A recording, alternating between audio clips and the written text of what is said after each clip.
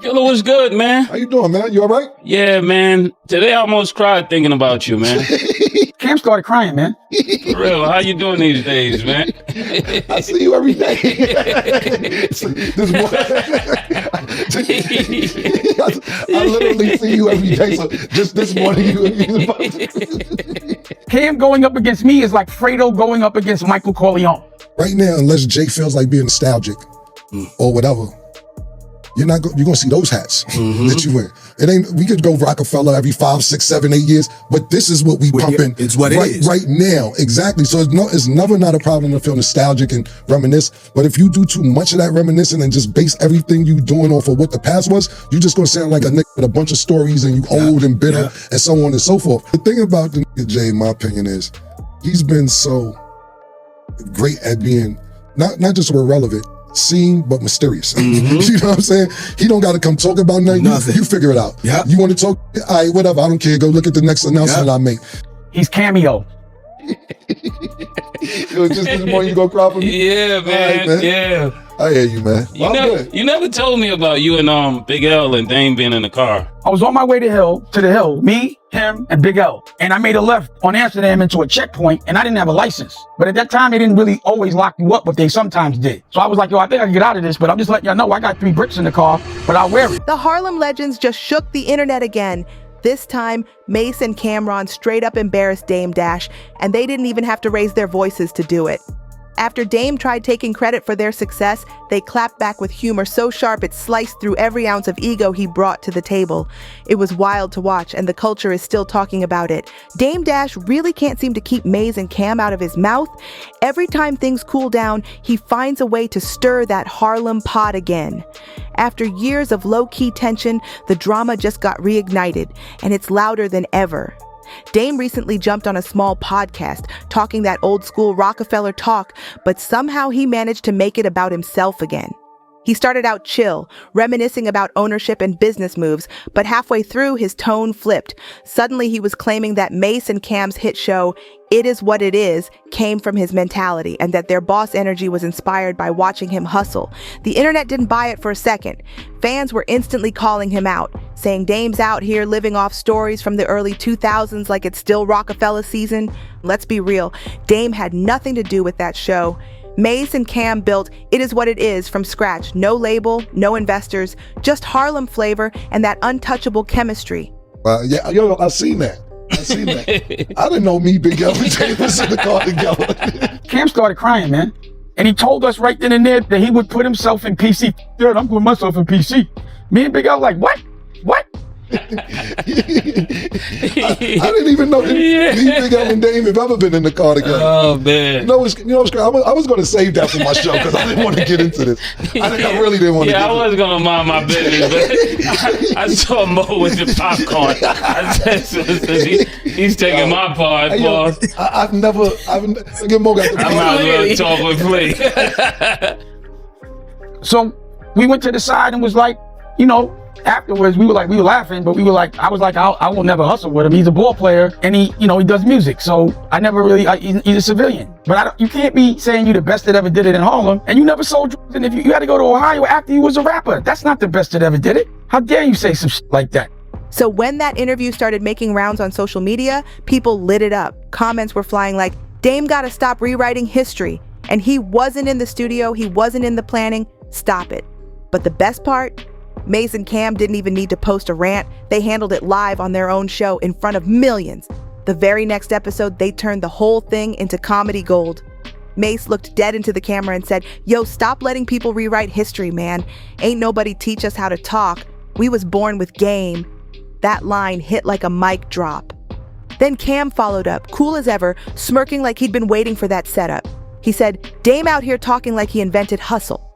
Nah, he just loud about it. The studio erupted, the chat went crazy, and social media crowned them both the kings of clapbacks once again, and the whole studio was cracking up. But behind those laughs, you could feel the truth hit hard. Mace and Cam weren't just joking around. They were done with Dame Dash trying to ride their wave every time they make a move. You could see it in their eyes. This wasn't about comedy anymore. It was about setting the record straight once and for all. Because this ain't the first time Dame pulled that same tired move. Every time one of them wins, here comes Dame sliding into another interview, name dropping and acting like he played some secret role in their success. From Dipset's legendary run to Mace's comeback glow up, Dame's been out here reminding people how much he inspired Harlem, like he's the godfather of every Harlem hustle.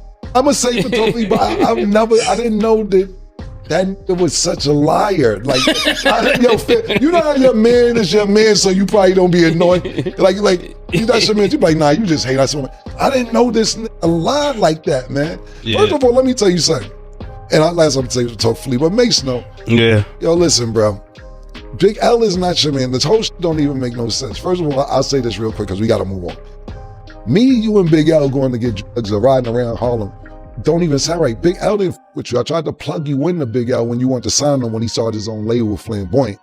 And y'all was trying to sign him. But Big L brother, Big Lee and Reg, they didn't like you. If you had 3 bricks in the car, or you was on the way to get 3 bricks in the car, on the way to get bricks, whatever lie you told, story you told, you wouldn't have made it home. Big L lines niggas. Mase, right? Yeah. You lied me.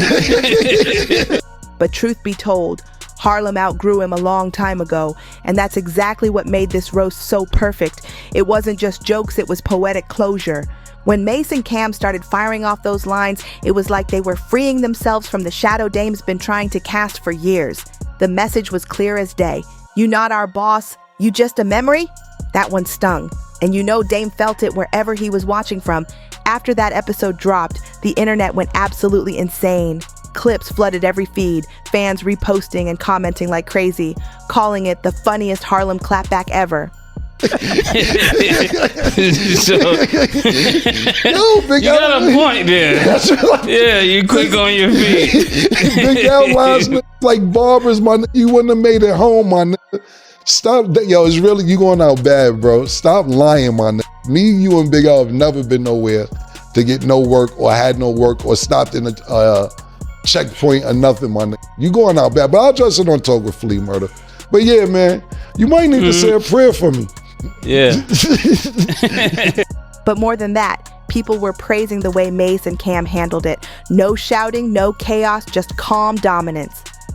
The way Mace's quiet confidence matched Cam's smooth, sly humor made it feel like they were untouchable. And then Cam dropped a line that had the whole internet screaming, "Facts!" He said, "Every time we do something, somebody from the past pop up saying they taught us." Bro, you wasn't in the room when we was building this. That hit deep because it exposed a truth everybody's been thinking. For years, Dame's been doing the same pattern, trying to stay relevant by attaching himself to whoever's hot at the moment. First it was Jay-Z, then Kanye, and now it's Mace and Cam. He always positions himself like the architect behind everyone's success, even when the blueprints never had his name on them. And then Mase slid in with a calm but cutting line that finished the job. He said, "It's funny because when we was all coming up, I don't remember him giving me no mic, no beat, no contract. I just remember him talking a lot." Ouch. That right there hit like a truth bomb wrapped in Harlem wit, because Mase didn't even have to spell it out. He was saying Dame's biggest contribution wasn't action, it was attitude. Sure, Dame was loud, confident, even motivating, but when it came to results, it was always the artist who made the real history. What did you have to say about this? If y'all don't know, y'all keep bringing Larry's name up. You'd be like, "Yeah, I gave you Larry." I put you with Larry. Pause. Because your show, you're sitting next to Larry. I introduced you to Larry. Man, I got a lot, but a little. First of all, I'm the reason why he got sued. But what happened was Larry and I and Muddy Waters, the people that are suing me now, we all threw down on a movie and there was a disagreement of some sort. And this is the reason why I have all these lawsuits now. And I don't like the way Larry did his business and he hung up on. Then came the line that broke the internet. Cam looked straight into the camera, grinning, and said, "Next time Dame talk about us, I'm sending him an invoice for emotional consulting." He clearly think he managing us again. The room erupted. Mase doubled over laughing, and you could see everyone behind the scenes losing it too. Oh, let's move on to A-Track. He talking about he ain't supporting A-Track album. One day Dame like, "Yo, this nigga ain't A-Track, he's nice, da da da da." I'm like, all right, cool. Dame got an ear, he know what's going on. Let's do it. A-Track come to my house. This probably 2013, 14. I got a studio in my house. He come to my house, this word to everything I love. I'm cooking, I'm doing songs. I'm cooking, I'm doing songs. I'm in the middle of shuffling. You can ask anybody who there. Rocky, Dave's wife, his assistant, they all still around. Ask him. I'm shuffling, doing songs. I cooked a full course meal and knocked out 7 songs in like an hour and a half. 7 songs. And cooked everybody food, sandwiches, all that. That's me. That's how well-rounded I am. Dave can't deny. You ask him about it, he'll tell you. Within hours, that one line had gone completely viral. Millions of views flying across TikTok, Instagram, X. Everywhere you looked, someone was quoting Cam's joke. Fans were flooding comment sections under Dame's old interviews saying stuff like, Harlem's unpaid life coach strikes again, and somebody get Dame a time machine cause he's stuck in 2002. Even the big hip-hop blogs couldn't resist. Headlines popped up everywhere. Mace and Camron roast Dame Dash for rewriting Harlem history. The internet ate it up. But the thing is, this moment wasn't just another viral laugh. It felt like a cultural reset. Because Mace and Cam didn't roast Dame out of hate. They did it from a place of truth and evolution. For years, Dame's been preaching ownership, independence, and legacy. All good messages. But his delivery? It's been aggressive, alienating, and out of touch with how the new generation moves. Meanwhile, Mace and Cam have shown that you can still be a boss, but have fun doing it. They brought Harlem pride into a new era. Confident, funny, unbothered. They don't need to shout "we bosses" anymore because the success speaks for itself. That's why when they clowned Dame this time, it hit different. It wasn't cruel. It was the kind of roast that comes from 2 men who once looked up to someone, only to realize they had to outgrow him to really shine. He gets that honor up, and it's a lie what he said. It was a lie. So I'm like, why is he lying? And then I'm like, he knows Mook is in there. Pause. In the movie, Smoke Dizza, my OG Daniel, Black, my whole crew. So you trying to diss my whole crew and make what they did whack, but everybody else says it's good. It was in the New York Times. Kanye gave the illest premiere and everyone said it was, everyone has said that. Why would you say that? Promote it. I'm saving you by not promoting it. It was nasty. You my man. I ain't gonna let you go outside like that. All them other niggas who let you go outside like that, they ain't your man. Let's keep it real though. Dame Dash didn't fall off overnight. There was a time when he was that guy. Back in the Roc-A-Fella days, Dame was the loudest, boldest voice in hip-hop. Flashy suits, big energy, and always next to Jay-Z screaming, "We bosses!" He represented that early 2000s dream, the idea that Black entrepreneurs could own their art, their image, their brand. But after the Roc split, everything changed. Jay-Z kept building quietly, stacking wins in the shadows. Dame, on the other hand, never stopped talking. And somewhere along the line, that talk started sounding less like confidence and more like bitterness. Over the years, he's popped up on every podcast that'll have him, lecturing about morals and loyalty. But the vibe doesn't inspire the same way it used to. What once sounded like game now feels like he's trying too hard to stay relevant, and that's exactly what Mace and Cam were calling out. That "I built everybody" energy that Dame keeps pushing. The narrative that he made the people who surpassed him. Mace summed it up perfectly during the show when he looked at the camera and said, "You can't take credit for something you didn't create just because you used to be around it." To me, this has been one big setup. I will say that. I think this whole from the jump is a setup, bro. Dame is beefing with 50 Cent on the internet. I bump into 50 Cent. 50 Cent sees me and be like, "Killer, what's up? Getting some money. You know, oh, nigga, what you used to do back in the days, pat in the pocket, you getting that money? Cool. Me and 50 good. We ain't got no problem." Dame calls me and says, "Yo, I seen 50. How you gonna let him pap you?" This is verbatim what Dame said. I'm telling the audience verbatim. "Yo, I seen 50, you and 50. How you gonna let him pap your pockets? That ain't Harlem." We not, Harlem niggas don't do the Pat Pat Club. When you see niggas from Harlem, just give them a pound. You down with the Pat Pat Club? We not in the Pat Pat Club. How you down with the Pat Pat Club letting niggas pat your pockets? Yo, why he giving you the Pat Pat? Your pockets. I say, Dame, I don't give a f. Now, mind you, pause this story right there. If you gonna say something about 50 cents, what are you calling me for to get my okay if you're beefing with 50 cents? You shouldn't even have to call me about that if you're gonna be talking about 50 cents. Dame gets on the blog and says, "Yeah, and this nigga Cam let 50 cents smack him on the ass." That line was surgical, calm, honest, and final. It was Harlem's way of saying the era has changed and not everybody got the memo. Mase dropped a line that hit straight to the heart of Harlem's truth. He said, "Harlem's problem is too many people want to be the boss of everything, even when they ain't do the work." The crowd went silent for a second. That one landed deep. Then Cam followed up smooth as ever, adding, "You can't claim everybody's success just because you yelled the loudest in the room." That combo right there, it hit harder than any diss record, because they weren't just talking about Dame Dash. They were talking about a whole mindset that's been holding people back for years. The truth is, Dame had every chance to evolve.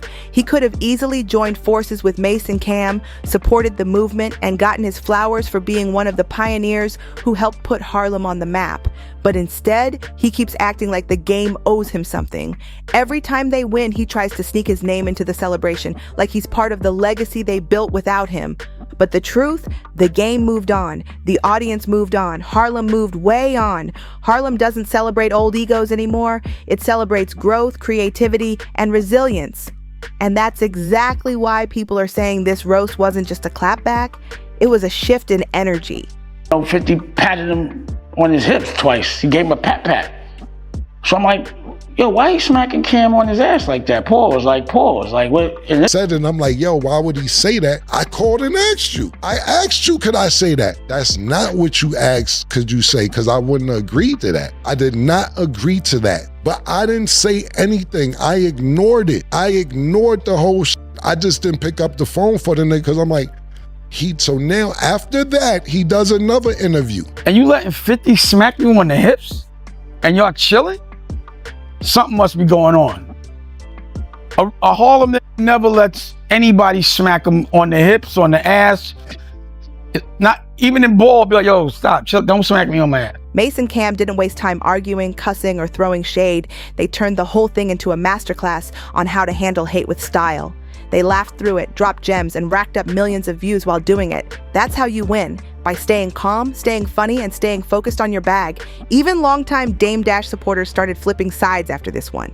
Comment sections filled up with messages like, "I respect Dame's hustle, but he gotta stop dissing people who ain't thinking about him." And "This the first time somebody roasted Dame and he can't clap back without sounding salty." You could literally feel the tide turning, because the moment people start laughing at you instead of listening to you, your power's gone. And right now, Mace and Cam got Harlem laughing louder than ever. I've never known Dame to be a liar, but the truth, and I'm like, bro, I ain't know this nigga was a liar too. He never lied, man. Bro, I ignored you for wild interviews, and then I say honor up his whack, and he go on this campaign. I think the narrative should be stop talking about Damon so much if you don't want to hear Damon talk. You come talking about me with an eye patch and no top teeth, I gotta take it easy? I don't... But do remember, I will have teeth next week. How? So I think it's good for him. I think the internet nowadays is therapy for him.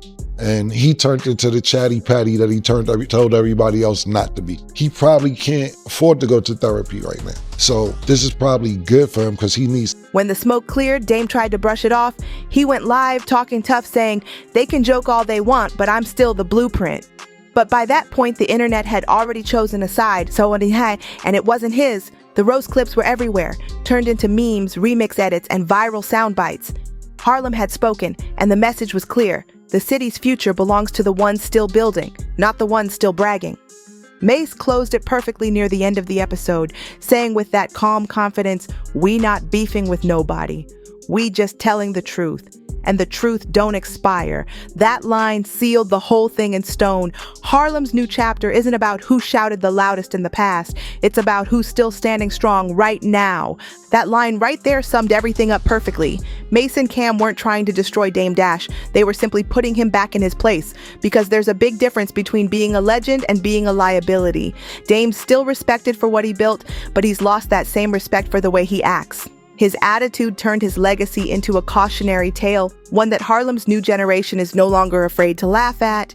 Cam doubled down on the message with straight Harlem confidence, saying, "Harlem always gonna be Harlem, but we not stuck in 2001.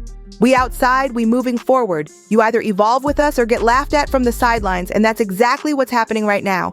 Dame's on the sidelines, watching the same city he helped shape evolve without him." He like, damn, Cam, you in here doing rhymes and cooking and Yeah, man, take a turkey wing, man. Get a lamb chop, nigga. Let me go on the booth, spit these bars.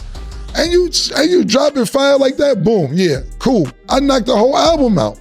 Maybe 2 trips. When Dame was there, it was cool. The album was cool. As soon as Dame leave, A-Track, and he marked duty, all that, he's cool. Me and him have no problems. But he becomes all artsy. Do you think that if we put the snare where the treble should be, and then boom, we get another beat, A-Track, the done. Yo, what are you talking about? I put a marvelous masterpiece together while I was cooking. I think we should get this person on something. All right, bet, do what you want. I gave you the bars. 2 years passed. Like, yo, let's freshen up the album.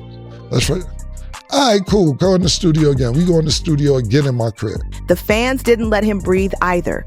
Under every clip of It Is What It Is, people were tagging him left and right, dropping comments like, "See what happens when you talk too much?" And Dame better call up Mace and Cam for an interview just to stay relevant. The whole thing turned into one big Harlem lesson. Talk less, work more. And here's the part that makes it even more powerful. Mace and Cam aren't doing this out of hate, they're doing it out of pride. They love their city too much to let the old heads keep trying to gatekeep success. They built a platform that's pure Harlem energy, raw, funny, confident, and unfiltered. The jokes hit, the truth sticks, and the culture loves every second of it. They're showing that you don't need to brag about being a boss when you already move like one. That's what separates them from the old school mindset. They let their results do the talking. No fake ego, no unnecessary flexing, just consistent wins and genuine Harlem flavor. At the end of the day, this whole situation proves exactly why Mace and Cam are winning. They don't chase validation, they don't argue with the past, and they definitely don't waste time trading insults. They take whatever's thrown at them, even hate, and turn it into content, laughter, and money. That's the new Harlem formula.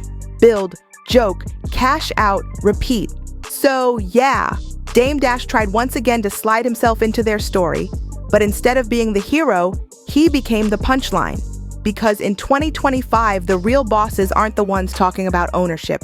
They're the ones who actually own their platforms. And when it comes to Harlem's future, Mace and Cam have made one thing crystal clear.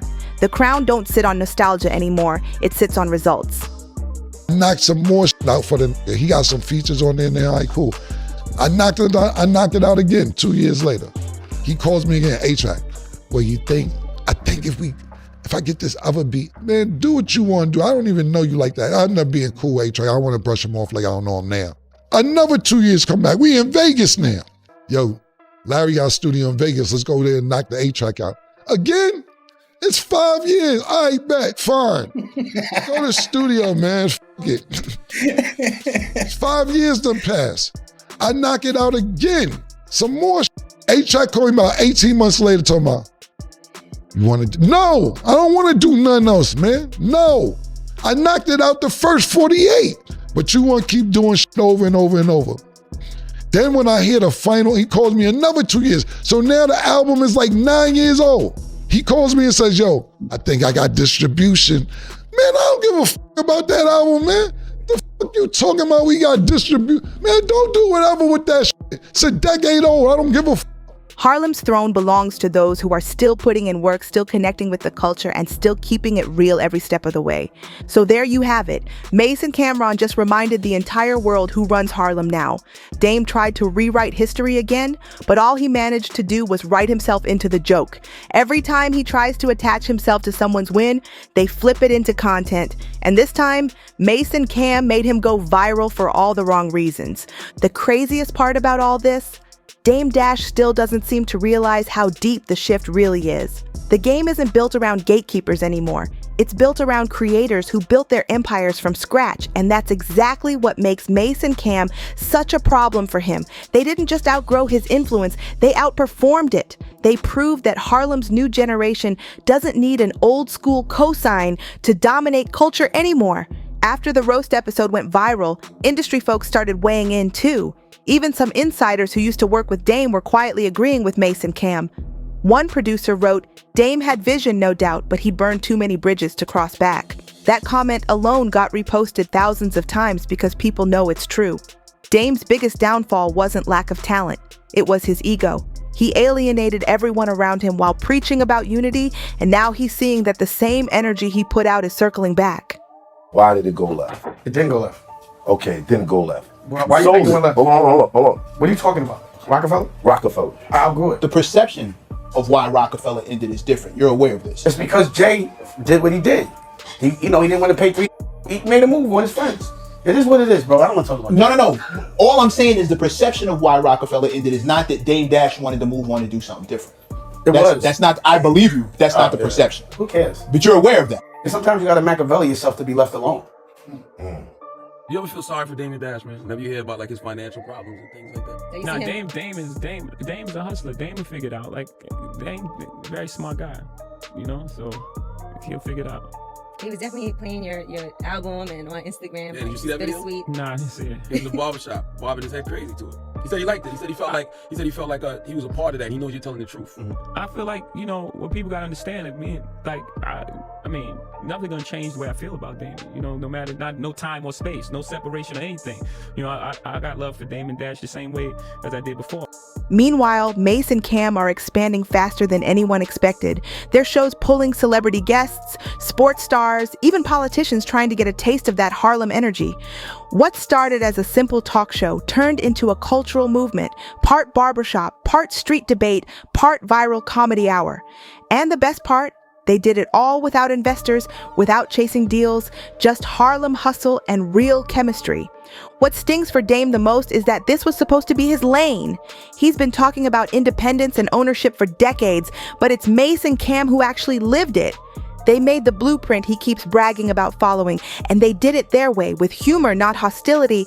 And while Dame's busy on live streams talking about being the original boss, Mace and Cam are busy turning culture into content and conversation into currency. That's the real shift right there. Harlem's power players aren't chasing nostalgia. They're creating moments that matter now. The city's heartbeat moved on, and the ones who adapted, they're the ones writing the new story. This wasn't just a roast. It was a reality check. Harlem switched gears completely, and the new generation isn't waiting around for anyone to hand them a crown.